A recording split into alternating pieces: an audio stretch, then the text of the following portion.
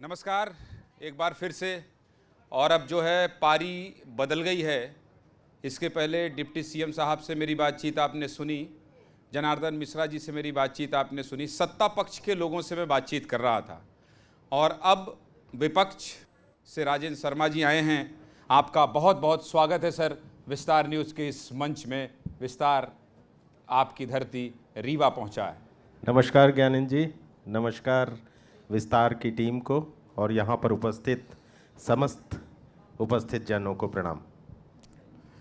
मैं 2 इंटरव्यू जब कर चुका हूँ, अभी जो सारे लोग बैठे हैं, जो लोग ये जान रहे हैं कि रिसर्च से शुरुआत करता हूँ मैं, कि सबसे पहले जब किसी का इंटरव्यू करता हूँ तो मैं अपनी टीम को कहता हूँ कि रिसर्च कीजिए, इनके बारे में विवाद देखिए, इनके बारे में अच्छी चीज़ देखिए, इनको पहले मुझे समझाइए कि ये व्यक्ति कैसे हैं। तो आपके बारे में रिसर्च में ये पता चला कि आप ज़्यादा अच्छे व्यक्ति हैं।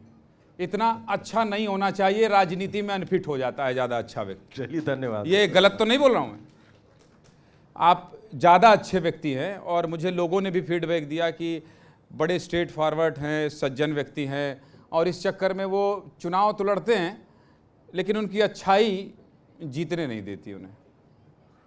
अब ये गलत रिसर्च तो नहीं है ये? हो सकता है किसी का विचार हो ये, पर मुझे लगता है इसमें कोई बुराई नहीं। अब बुराई तो नहीं है, लेकिन राजनीति में आप इंटर नहीं कर पा रहे हैं ना, इसकी वजह से आप। नहीं, राजनीति में तो मैं हूँ पर सफलता नहीं मिल पा रही है। वो उसके कई कारण होते हैं। तो अब आपको लगता नहीं कि बस करो, अब छोड़ो, अब ठीक नहीं है ये, अब दूसरा शिल्पी प्लाजा बनाओ? वो तो मेरे बन रहे हैं प्लाजा नहीं बन रहे, कॉलोनीज बन रही, वो तो मेरा व्यवसाय है, वो तो मेरा होता ही रहेगा। और राजनीति से तो कांग्रेस पार्टी से जुड़ाव है, भावनात्मक जुड़ाव है। कांग्रेस के जो हमारे पंडित जवाहरलाल नेहरू हमारे नेता थे, उनकी सिद्धांतों से लगाव है, उनके विचारों से लगाव है, तो लगाव तो बना रहेगा। पार्टी कोई मौका देती है तो उस जिम्मेदारी को निभाता हूँ। अगर चुनाव लड़ने को बोलती है तो चुनाव लड़ता हूँ, और अगर पार्टी कोई पद देती है तो पद के साथ न्याय करते हुए काम करना चाहता हूँ।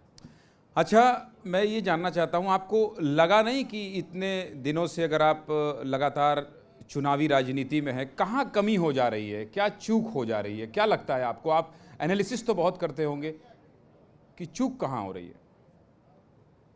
देखिए, कई कारणों से चुनाव में सफलता नहीं मिलती। कई कारण पार्टी स्तर के होते हैं, कई कारण उस समय के वातावरण के होते हैं।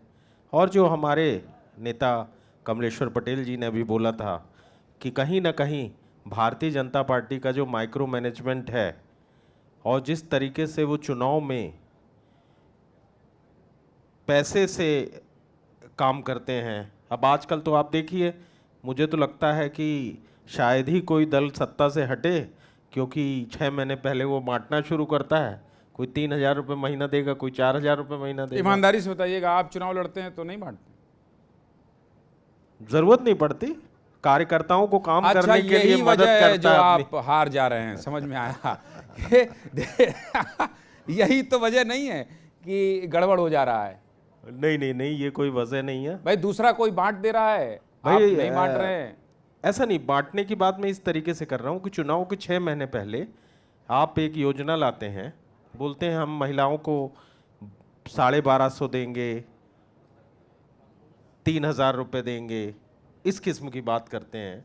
मुझे लगता है ये जो योजनाओं के जरिए केवल चुनाव जीतने के लिए जो प्रलोभन दिया जाता है, ये राजनीति को एक गलत दिशा में ले जा रहा है, परिणामों को प्रभावित कर रहा है। फ्रीबीज की बात कर रहे हैं आप, जो ये एक तो मुफ्त आप ये देखिए कि मध्य प्रदेश में कौन सा ऐसा न्यूज़ चैनल था, कौन सा ऐसा सर्वे चैनल था, कौन से ऐसा अखबार था जो ये नहीं कह रहा था कि मध्य प्रदेश में कमलनाथ जी के नेतृत्व वाली सरकार बनने वाली। कम से कम किसी ने ये तो नहीं सोचा था कि इतना परिणाम में अंतर आएगा। आया, पर रिजल्ट तो आया।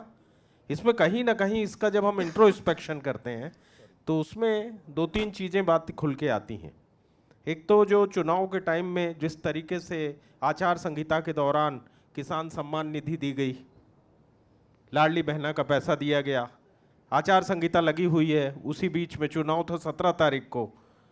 लेकिन आप लोगों का विरोध क्यों नहीं आ पाता है? जैसे आप मुझसे यहाँ बात कर रहे हैं और ये बात आप जायज कर रहे हैं, मतलब आप जो बात कह रहे हैं कि ये बात सही है कि चुनाव के 3 महीने पहले भी देखिए दिल्ली में केजरीवाल जी ने ऐलान कर दिया, इसके पहले महाराष्ट्र में हुआ, तो ये चुनाव जीतने का एक तरीका हो गया है।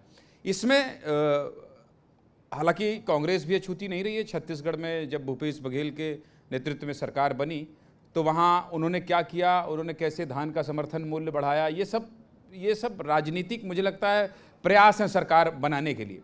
लेकिन फिर मैं आपकी राजनीति की तरफ आता हूँ, इस पर जाएंगे हम लोग, देश की राजनीति पर। राजेंद्र शुक्ला जी आपके मित्र हैं, अभी भी साथ में आप लोग पढ़े हैं, मित्रता है। कभी कभी शहर, देखिए मुस्कुराहट आ गई है आपके चेहरे में, शहर की समस्याओं को लेकर या तो फिर ऐसे गप्पे मारने की, चलिए भाई, है अभी वो रिश्ते कि नहीं है? देखिए, राजेंद्र शुक्ला जी स्कूल टाइम से मेरे एक बैच जूनियर थे और इंजीनियरिंग कॉलेज में भी मेरे जूनियर थे। वहाँ भी राजेंद्र शुक्ला जी प्रेसिडेंट थे और मैं भी प्रेसिडेंट था। हम लोग अलग अलग ग्रुप से चुनाव लड़ा करते थे।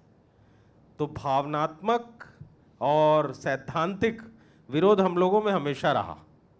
अब ये बात अलग है कि वो इंजीनियर हैं और मैं भी इंजीनियर हूँ, पर ना तो हमारा कोई इस किस्म का जुड़ाव रहा कभी सैद्धांतिक। रह गई बात मिलने जुलने में, बातचीत की तो अच्छे से होती, सभी से अच्छे से होती। आगे क्या प्लान है आपका? राजनीति को लेकर पूछ रहा हूँ। कांग्रेस पार्टी में काम करता रहूँगा। कांग्रेस पार्टी जो जिम्मेदारी देगी, जो मुझे असाइनमेंट दिया जाएगा, उसे पूरा करने का कोशिश करूँगा। भारतीय जनता पार्टी ने कभी कहा नहीं कि आइए, आप शहर के समृद्ध व्यक्ति हैं और आप विजनरी व्यक्ति हैं, रीवा को विकसित कर रहे हैं, आपका योगदान है, तो आइए साथ मिलकर किया जाए? आपने अभी थोड़ी देर पहले बात शुरू की थी तो मेरे बारे में एक चीज़ कही थी कि मैं बहुत स्पष्ट बात करता हूँ। तो मुझे नहीं लगता कि भारतीय जनता पार्टी वाले कभी ये सोचते भी होंगे कि इनको लेना चाहिए, क्योंकि मैं और मेरा कांग्रेस पार्टी से जो जुड़ाव है सैद्धांतिक, वो बड़ा स्पष्ट है।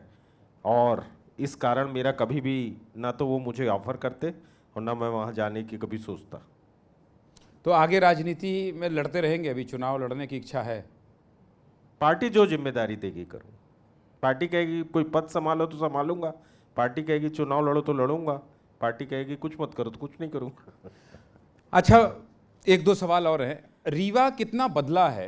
क्योंकि आप कंस्ट्रक्शन लाइन से जुड़े हैं, आपने रीवा को एक प्लाजा दिया जिसकी चर्चा पूरे विंध्य में होती है, बल्कि विंध्य के अलावा भी होती है।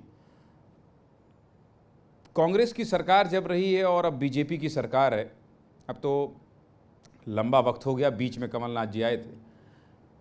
कितना बदला है रीवा पहले और अब में? आपको लग रहा है कि रीवा विकास कर रहा है, रीवा विकसित हो रहा है? देखिए, विकास में 2 बातें होती हैं। एक तो इंफ्रास्ट्रक्चर डेवलपमेंट, दूसरा वहाँ का व्यक्तित्व विकास, व्यक्ति का विकास।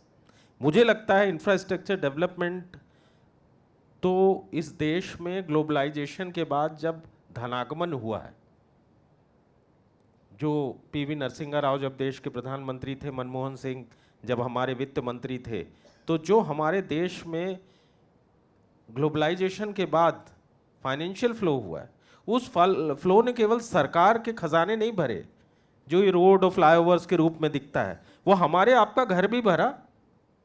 मेरे पिताजी जिंदगी भर क्लास 1 ऑफिसर थे, पर वो अपने घर में एक सीमेंट कंक्रीट का फ्लोर, आईटी फ्लोर प्लेन बना पाए, तो क्या मैं उन्हें अक्षम बोलूँगा? नहीं। आज कोई आदमी घर बनाता है तो पहले दिन मार्बल लगा लेता है।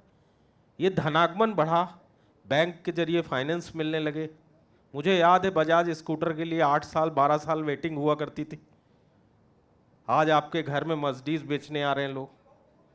तो ये जो इंफ्रास्ट्रक्चर डेवलपमेंट का पैसा देश में आया, तो पैसे का प्रयोग हो रहा है ये। पर आपको मैं जो दूसरा एंगल बता रहा हूँ वो आप विचार करिए। रीवा इंजीनियरिंग कॉलेज 1964 में बना, रीवा मेडिकल कॉलेज 1964 में बना, रीवा सैनिक स्कूल 1964 में बना। आज इसके बाद क्या कोई संस्था बनी? क्या यहाँ सीट्स के इजाफे हुए? हवाई जहाज हवाई जहाज ठीक है, हवाई जहाज में चढ़ने के लिए आदमी भी चाहिए ना, और वो आदमी किस पर्पस से जा रहा है ये भी बड़ा इंपॉर्टेंट है। वंदे भारत।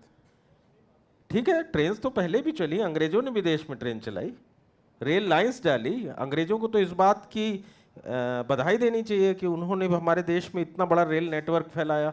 आप ऊटी जाइए तो रेल लाइन जा रही हैं, सड़कें जा रही हैं, कैसे जा रही हैं? वो पहाड़ों पे हिल स्टेशंस बनाए अंग्रेजों ने। तो ये तो डेवलपमेंट है जो ज़रूरत अपने आप पैदा करता है। मतलब आपका ये कहना है कि इंफ्रास्ट्रक्चर के अलावा व्यक्ति को मजबूत करने की दिशा में। आपको मैं बताऊं, इस समय हिंदुस्तान की आर्मी चीफ रीवा सैनिक स्कूल का छात्र है, मेरे मित्र हैं उपेंद्र द्विवेदी जी। रीवा इंडिया का नेवल चीफ रीवा के हैं दिनेश त्रिपाठी, मेरे बैच के, मेरे मित्र हैं। आप बताइए क्या सैनिक स्कूल उस तरीके का प्रोडक्शन अब कर रहा है? रीवा इंजीनियरिंग कॉलेज के जो छात्र निकलते थे उनको, हमारे पिथवा सर थे 1973 के पास आउट है, उनको पद्म भूषण मिला था। और इतने सारे स्टेट्स के इंजीनियरिंग कॉलेजेस के जो हमारे छात्र हैं वो स्टेट्स के इंजीनियर इन चीफ होकर रिटायर हुए, ऑल इंडिया सर्विसेज में गए, आईपीएस सर्विस हुए, आईएफएस हुए। तो आप सोचिए, ये आप सोचिए कि रीवा में क्या आज आपका बच्चा, आप रीवा इंजीनियरिंग कॉलेज में एडमिशन कराते हो? आप भोपाल के private engineering college LN city में भेजने के लिए तैयार हो, पर रीवा इंजीनियरिंग कॉलेज में नहीं भेज रहे। मैंने जब इंजीनियरिंग की थी तो मेरा पिलानी में एडमिशन हुआ था, मेरा एमएस भोपाल में एडमिशन हुआ था, रीवा इंजीनियरिंग कॉलेज में हुआ था, मेरी 488 रैंक थी ऑल इंडिया। तो आप सोचिए, मैंने तो रीवा इंजीनियरिंग कॉलेज में एडमिशन लिया क्योंकि तब रीवा इंजीनियरिंग कॉलेज और आईआईटी में कोई डिफरेंस नहीं था। रीवा मेडिकल कॉलेज के डॉक्टर्स को आप देखिए कहां कहां पहुंच गए, कितना काम कर रहे हैं। तो ये स्वास्थ्य मंत्री से मिलिए, कहिए उनसे कि बेहतर करें। स्वास्थ्य मंत्री जी देखिए, जितनी बार मेडिकल कॉलेज गए होंगे, मुझे लगता है यहाँ कोई डॉक्टर तो दिख नहीं रहा मुझे कुछ बैठे हुए हैं, तो जितनी बार मेडिकल कॉलेज गए होंगे उससे ज़्यादा वो इको पार्क जाते हैं। वो रोड्स में ज़्यादा ध्यान देते हैं, कंक्रीट के स्ट्रक्चर्स में ज़्यादा ध्यान देते हैं। मुझे तो नहीं लगता कि राजेंद्र शुक्ला जी किसी प्राइमरी हेल्थ सेंटर में आज तक गए हों। चलिए, आपकी बात सुन रहे होंगे तो जाएंगे, जाना चाहिए, अपने मंत्रालय के साथ न्याय करना चाहिए। उनको जो विभाग दिया गया है, मुझे लगता है रीवा में क्या प्राइमरी हेल्थ सेंटर, मैं आपको एक उदाहरण देता हूं। श्रीनिवास तिवारी रीवा में स्वास्थ्य मंत्री बने, और जब वो स्वास्थ्य मंत्री बने तो आज आप जाके देखिए रीवा के गांव-गांव में अगर प्राइमरी हेल्थ सेंटर खुले हुए तो श्रीनिवास तिवारी के टाइम के उद्घाटन किए हुए और लोकार्पण किए हुए थे। मैं इसको इतने नज़दीक से इसलिए जानता हूं कि उस समय मेरे पिताजी रीवा में जिला स्वास्थ्य अधिकारी थे, और हम लोगों ने वो दौर देखा है जब हमने अपने पिताजी का 6 महीने चेहरा नहीं देखा। जब हम उठते थे तो वो चले जाते थे, और जब हम सोते थे तो वो आए हुए नहीं रहते थे। इस कदर रीवा में 6 महीने में तिवारी जी ने काम कराया था हेल्थ में। तो देखिए, हेल्थ का काम तो मेरे को क्या ज़रूरत है, मेरे को, मैं बीमार पड़ रहा हूँ तो मैं तो चला जाता हूँ ना ब्रीच कैंडी, अपोलो। ज़रूरत किसको है? ज़रूरत है उस गांव के आदमी को, उस गरीब आदमी को। उसके लिए क्या फैसिलिटी है कस्बाई क्षेत्र में, क्या फैसिलिटी है प्राइमरी हेल्थ सेंटर, और ये किसकी रिस्पॉन्सिबिलिटी है? ये किसी और की रिस्पॉन्सिबिलिटी है? इसमें कोई शक नहीं है कि जो रिसर्च हम लोगों ने किया था वो ठीक था। आप अच्छे व्यक्ति हैं, आपसे बात करने में बड़ा अच्छा लग रहा है। इससे पहले मैंने 2 इंटरव्यूज़ किए तो मैं सुन नहीं रहा था बहुत ज़्यादा, मतलब प्लान तो सुना उनका कि क्या है, लेकिन आप कुछ ऐसी बात कर रहे हैं जो उसको, वो दोनों ही बात भी मैंने सुनी, पर ठीक है, आपकी बात में एक आधार है, पर ये बातचीत जनता तक पहुंचाइए, ऐसी मेरी शुभकामनाएं हैं, और जनता इस पर भरोसा करे। और देखिए, मैं अपनी बात खत्म करने के पहले एक उदाहरण देता हूँ आपको, छोटा सा, कई बार दे देता हूँ लोगों को। हिंदुस्तान में जब मोबाइल नेटवर्क फैला तो नोकिया मोबाइल आया, और नोकिया छा गया था, हर जेब में नोकिया था। वो नोकिया ख़त्म हो गया। जब उसको माइक्रोसॉफ्ट ने ओवरटेक किया तो नोकिया का सीईओ ने जो अपनी कंक्लूडिंग स्पीच बोली, उसमें उसके आंख से आंसू आ गए, आवाज़ रुंध गई। उसने कहा हमारे फ़ोन में कोई कमी नहीं थी, हमने सब कुछ किया, पर हमने अपने को ज़रूरत के आधार पे अपग्रेड नहीं किया। तो रीवा ने वर्ल्ड आने वाले समय के हिसाब से हमारे युवाओं को शिक्षित करने के लिए, युवाओं को टेक्निकल स्किल्स देने के ये लिए आप कांग्रेस के लिए भी कह रहे हैं क्या कि अपग्रेड, कांग्रेस के टाइम ही तो अपग्रेडेशन हुआ। Engineering college, medical college, agriculture college, Sainik school, TRS college, girls degree college, science college, new science college, ये सब तो कांग्रेस ने किया। एपीएस यूनिवर्सिटी, इन्होंने क्या किया? इन्होंने कुछ नहीं किया। इन्होंने देखा कि अगर इसमें 200 एकड़ जमीन है तो 50 एकड़ कॉलेज के लिए छोड़ दो, 150 एकड़ दाएं बाएं कर दो। ये रीवा इंजीनियरिंग कॉलेज जिसके प्रीमाइसेस में आपका माखनलाल बना है, इसको देखिए आप, इसमें कभी 200 एकड़ जमीन थी। 35 ये किसके कार्यकाल में बना? माखनलाल, भारतीय जनता पार्टी। अच्छा, मतलब ये बनाया उन्होंने। हाँ। खैर, तो बहुत बहुत धन्यवाद आपका राजेंद्र शर्मा जी, और आपने खुलकर अपनी बात कही और बताया कि रीवा विकसित तो हो रहा है, लेकिन इंफ्रास्ट्रक्चर में मेडिकल कॉलेज की तरफ भी जाना चाहिए और लोगों को भी समृद्ध बनाना चाहिए। बहुत बहुत धन्यवाद विस्तार न्यूज़ के इस मंच में आने के लिए और समय देने के लिए। धन्यवाद ज्ञानेंद्र जी, धन्यवाद विस्तार न्यूज़।